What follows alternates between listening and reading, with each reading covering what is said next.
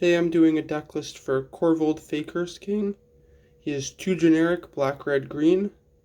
His effect says whenever Korvold enters the battlefield or attacks, we have to sacrifice a permanent, and whenever we sacrifice a permanent, we put a 1/1 counter on Korvold and then draw a card.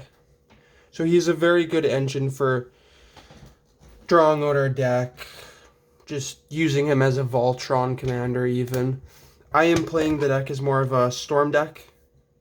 We're trying to create lots of treasures with Dockside or other things, go off casting a lot of spells, and then play something to win the game.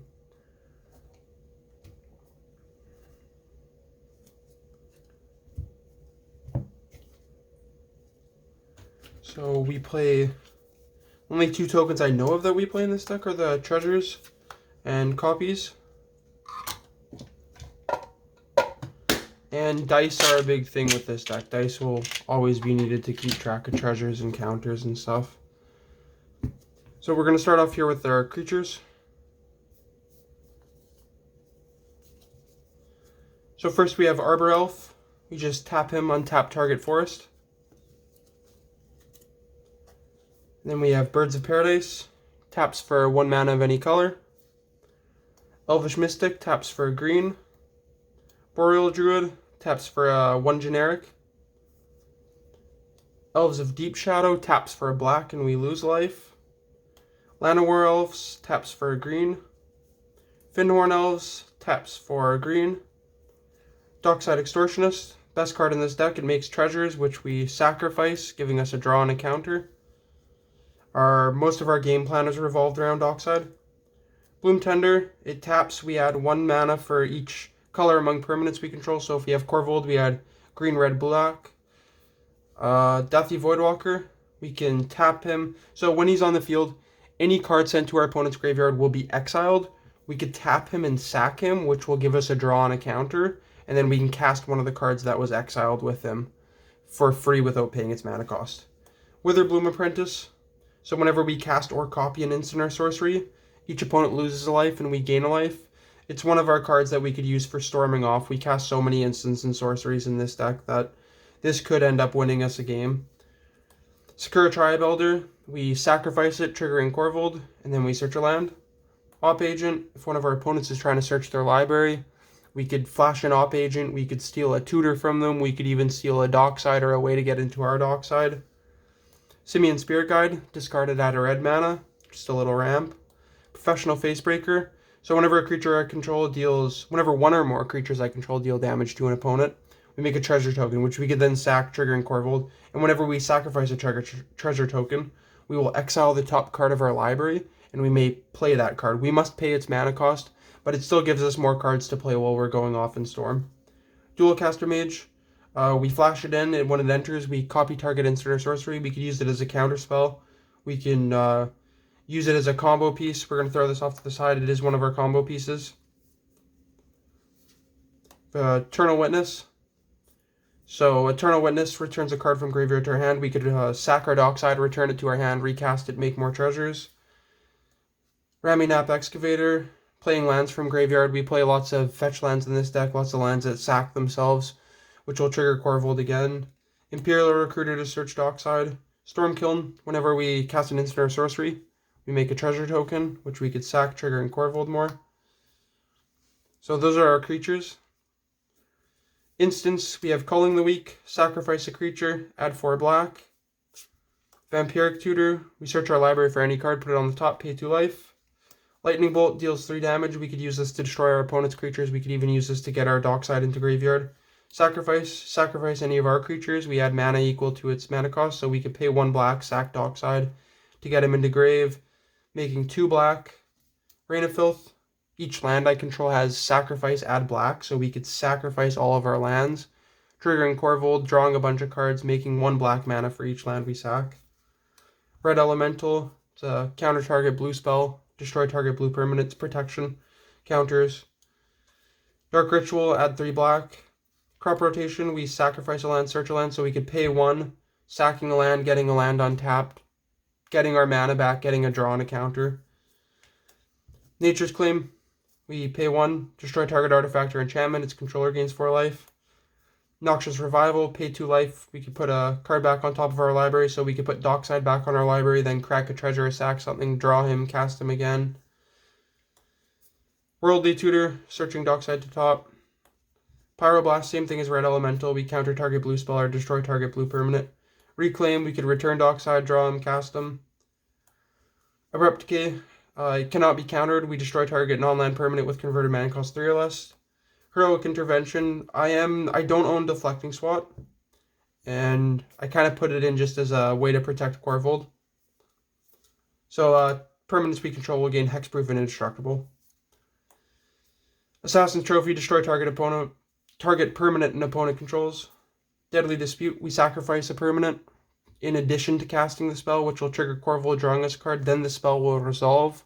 We'll draw 2 and make a treasure, which will give us 3 draws ultimately, because we'll sack the treasure, getting another draw from korvold. Tainted Pact, it's good for searching pieces we need to just keep the storm going. Cabal Ritual, cast it for 2, we make 3 black. If there's 7 or more cards, we make 5 black. Harrow, sack a land, search 2. 2 basics, they come in untapped as well, so we pay 3, we get 2 mana back, and then we get a draw. Adnaz, use it to add our cards to our hand. We reveal the top, we pay life equal to its mana cost.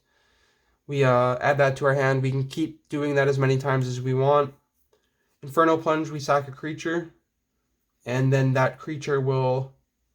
Well, I guess we're into sorceries now. So sorceries. Inferno Plunge, sacrifice a creature, add 3 red, so we usually sack Dockside to get him into grave. Pay 1 red, add 2 red, so it just gives us a free red. 1 red, we discard or draw 2 cards, then discard 2 cards. Unearth, return target creature with converted mana cost 3 or less to the battlefield from your graveyard. So if Dockside's in grave, you cast this, return and make your treasures. I do not have Reanimate in this deck. I play Regrowth in its place. We could return any permanent, so we could return our Twin Flame, making more copies of Dockside. It's more options. It was just the best thing that I saw I could play in the place of the card.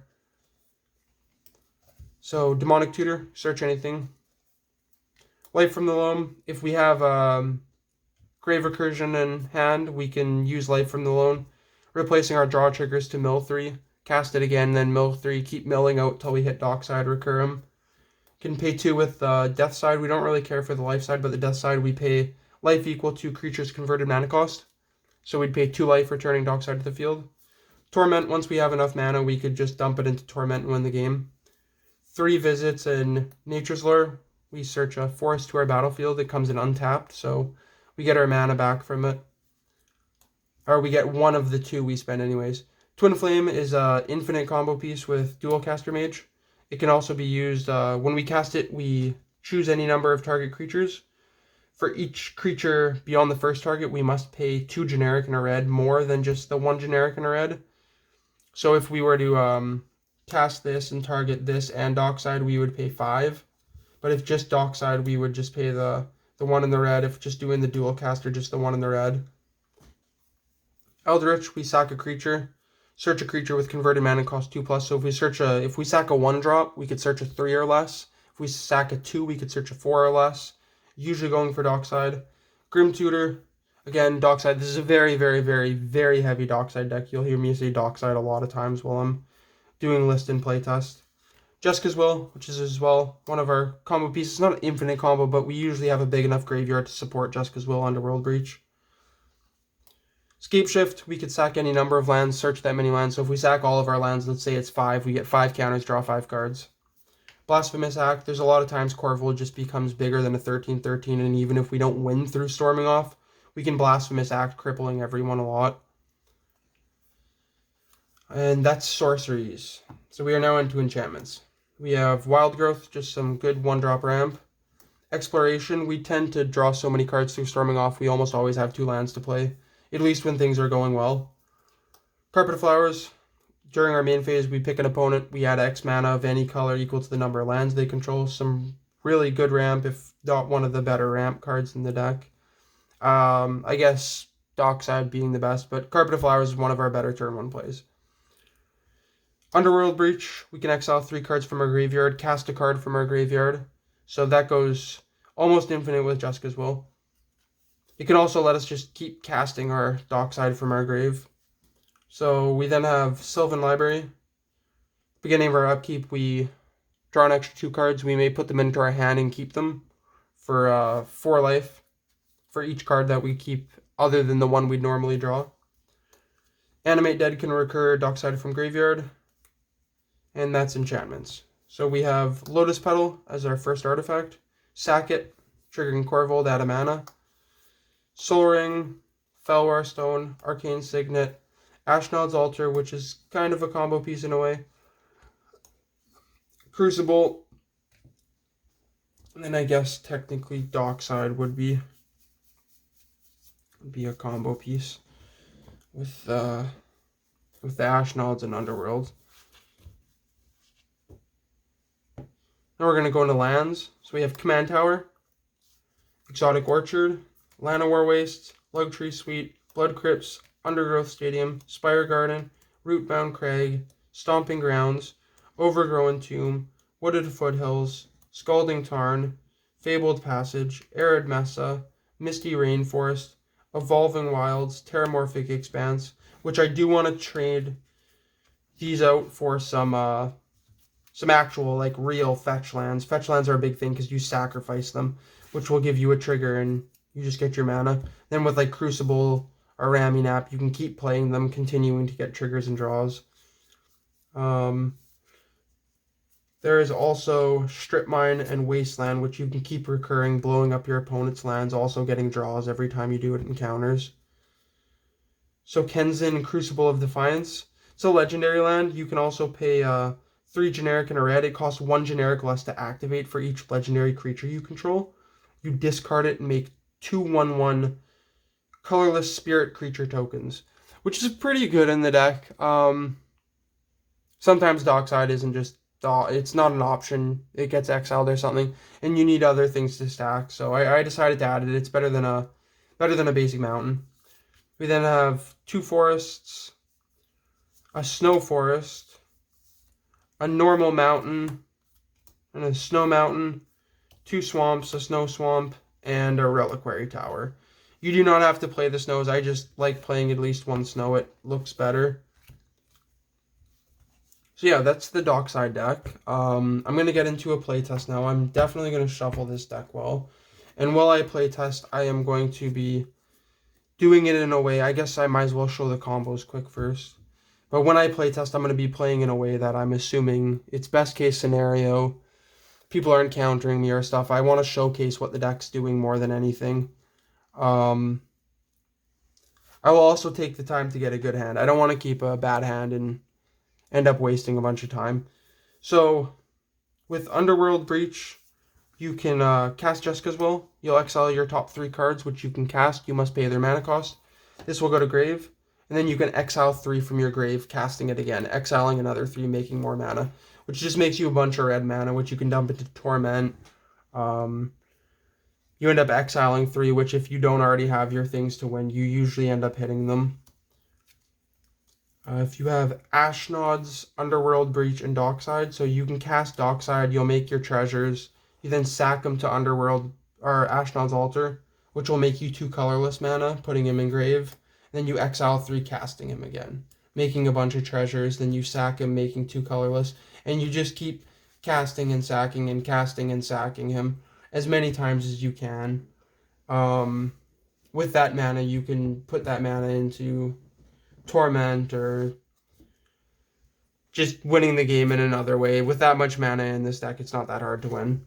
So Twin Flame and Dual Caster. You cast Twin Flame.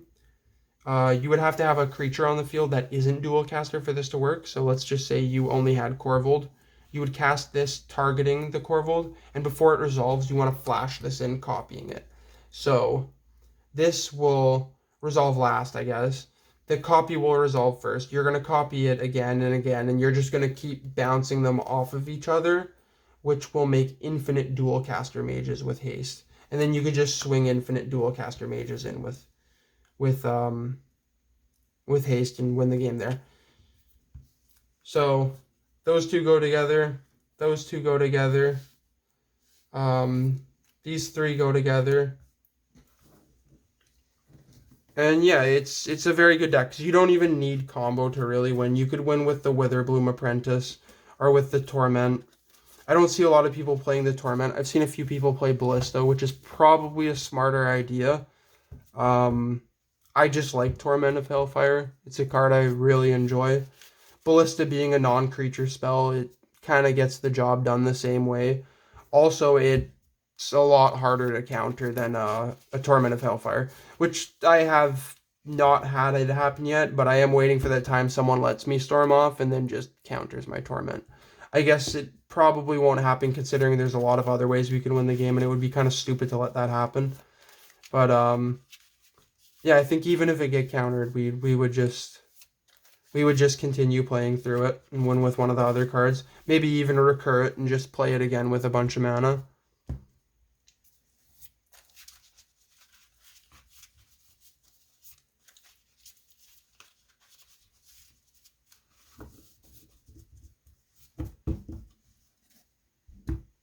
It's also worth mentioning there are some turn 1 win potential. Some turn 1 wins in this deck. If you get a red land with Simian Spirit Guide or Rite of Flame or Lotus Petal, which will all make you an additional mana for nothing. It just makes you a free mana. So you would tap the land, cast the Rite of Flame and Dockside, or you would tap the land, float the mana, then you would float a mana from Lotus Petal, cast Dockside, or you could discard Simian Spirit Guide, making a red, tap a land, make a mana, and then cast Dockside. It also requires your opponents to play pretty greedy, but in a more competitive setting, if you are the last player in rotation, turn 1, it's not too rare to see like six artifacts and enchantments on your opponent's boards. If so, you'd cast the Dockside, making 6. You'd sack 5 of them, cast Korvold, sack the Dockside, get a draw on a treasure, and then you'd need one of the 1-drop cards that can recur Dockside from grave to do it with 6. If you had 7, you could do it with one of the 2-drop cards that recur them.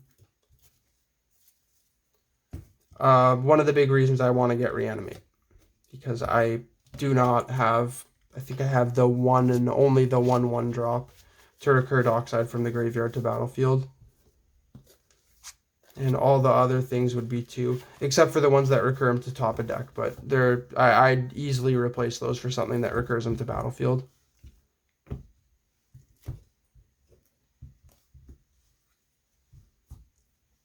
Take a look at our hand here. 7.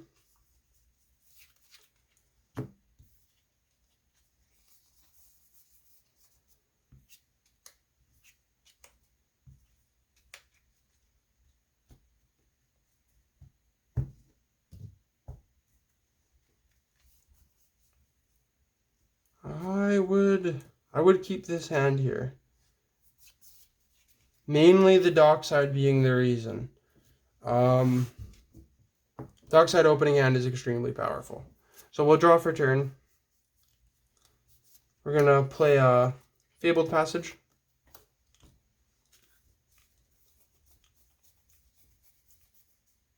Which we will use to search ourselves a forest. And we'll pass the turn there.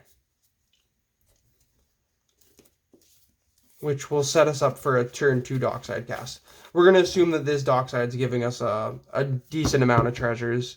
I'd say 6 would be a fair amount. That way we could at least cast the Korvold. Most times turn 2, I don't play this deck too often at casual tables. Most times turn 2, I'm making at least 6 treasures from Dockside. Untap, upkeep, draw. I'll play this Rootbound Crag. It'll come and untap because I control a forest. And then we would cast a Dockside for 2. We could even, just to example how powerful the deck can be going off with Dockside, we're going to say that this makes 7 treasures. So when the Dockside is cast, it'll make 7. We'll pay 5, going down to 2 treasures to cast Korvold. And when Korvold enters, we will have to sacrifice a permanent. We'll sacrifice Dockside, which will trigger Korvold. He'll get a counter, and we will draw a card. I'm then going to sack 2 treasures for 2 black, which will draw me 2 more cards because I have sacrificed permanents, which will get me 2 more counters on Korvold. I will cast Animate Dead, which will recur dockside to the field, making us another 7 treasures.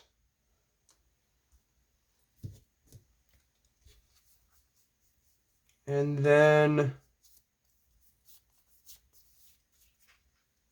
we would float one of each color, get some draws here and see what our options are. So we'd have 1 black, 1 green, or 1 red, and 1 green floating. We're going to put these in the color order of korvold, so black, red, green, and that would draw us 3 cards. And it would also put 3 counters onto korvold.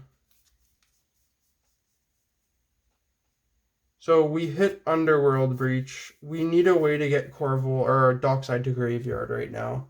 So we're going to crack another 3, which will leave us with our 1 treasure. It's good to keep at least 1 up at all times, just in case you need to draw. And we'll float 1 of each color, which will draw us 3 more. We'll put another 3 onto korvold.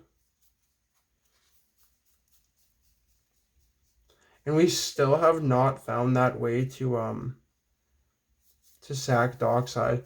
We're getting kind of risky here, but we're going to pay 1 of the red, cast Rain of Filth. We'll sack both of these lands, which will trigger korvold twice. We'll draw 2 cards.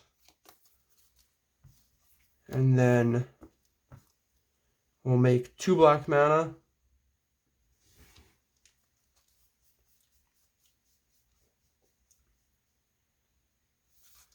I will have to crack my last treasure and hope that we don't just struggle to get rid of dockside here. Draw. And we actually hit lightning bolt. So we're going to pay 1 red. We're going to lightning bolt dockside to the graveyard. And then we will pay 1 of our black. I guess we'll pay 2 black, going down to 1. We'll recur dockside, paying 2 life equal to his mana cost. He'll return in defense position. Or, sorry, tapped. We will then make 6 more treasures.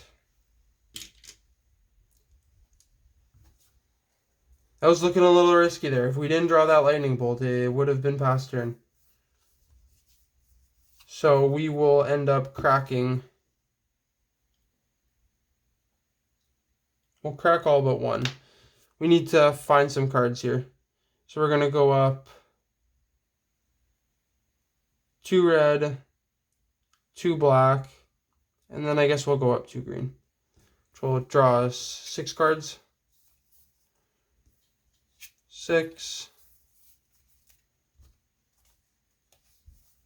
And we're going to pay 2 black and 3 green to cast Adnaz. Pay 2 life to add Arcane Signet to hand, 0 life for Forest, 9 life for Blasphemous Act, another 0 for a land, 3 for Op Agent, 0, 3, 2, 2, 2, 1, 2, nothing, 1, pay 3 and nothing, and 3. So we got 7, 8, 9, 10, 11, 12, 13, 14, 15, 16, 17, 18.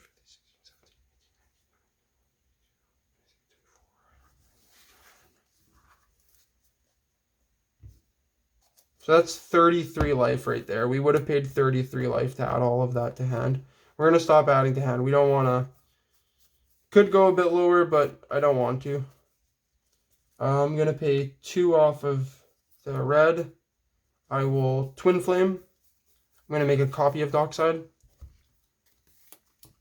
which will give me 7 more treasures.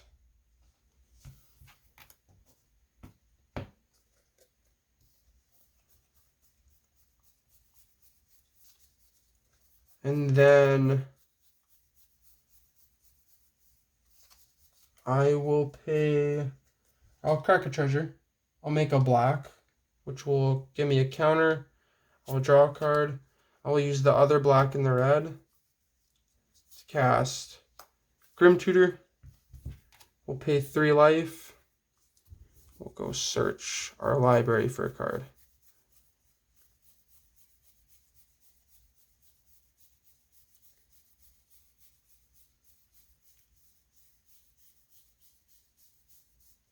Grab Jessica's Will.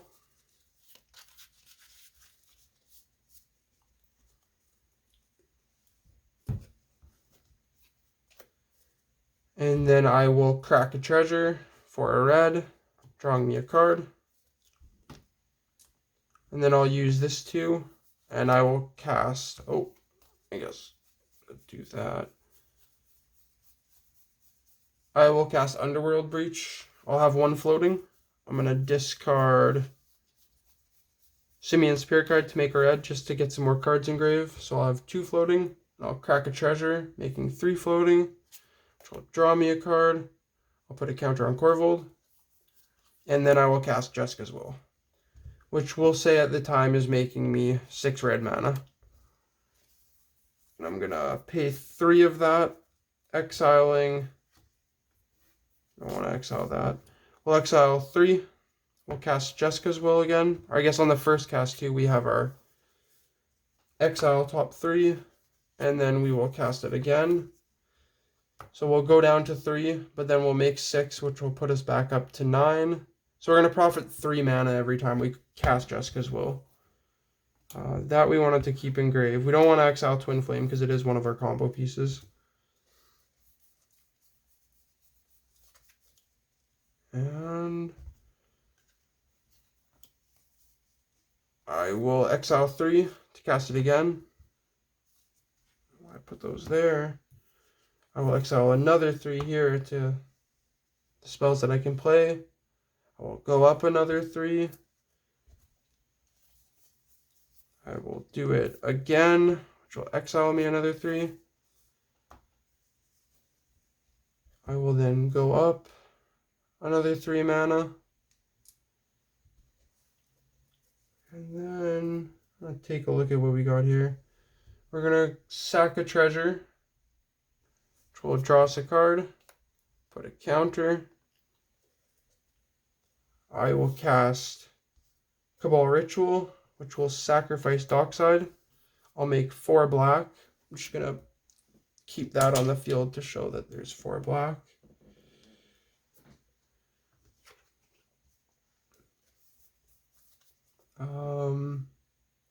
I'll use 3 of it. Go down to 1. Cast at Ashnod's Altar.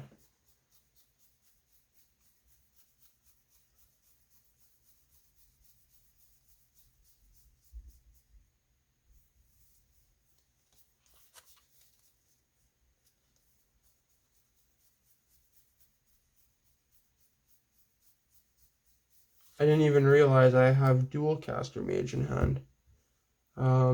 Either way, I'll pay 1 off of here and 1 from the treasures to cast Regrowth, which will draw me a card and trigger korvold.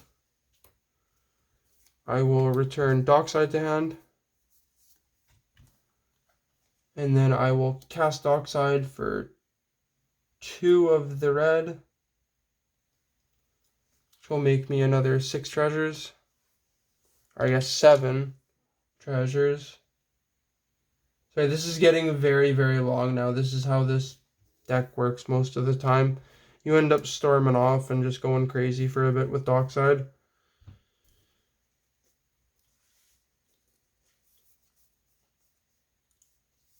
And I will sacrifice Dockside, which will make me 2 mana with the altar. I will sacrifice the token Dockside as well, which will make me some more mana. I will pay 2 life to recur Dockside to the top of the library. I'll sack a treasure, which will float me. This is all red, that's all colorless. We'll float a black. I'm just going to put it on the swamp to remember. I'll put the red on this mountain to remember. And then that will draw me a card. So I'll draw my Dockside. I will then pay 2 off the red to cast Dockside, which will make me another 7 treasures.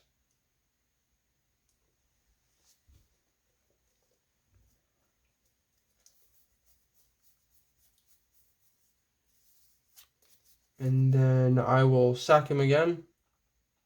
Or actually, that might just be faster. We're going to go 1, 2, 3, and we'll pay 2 to cast Twin Flame. So we'll go 2 down on our red. We'll make a copy of Dockside, which will make us another 7 treasures.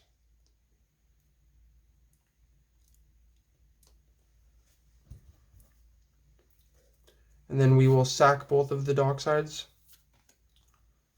which will make us another 4 colorless. And I might have went a little overkill with this. Also, on sacking them, I will draw 2. I will put 2. Might have went a little overboard on this. I probably could have just stopped a while ago.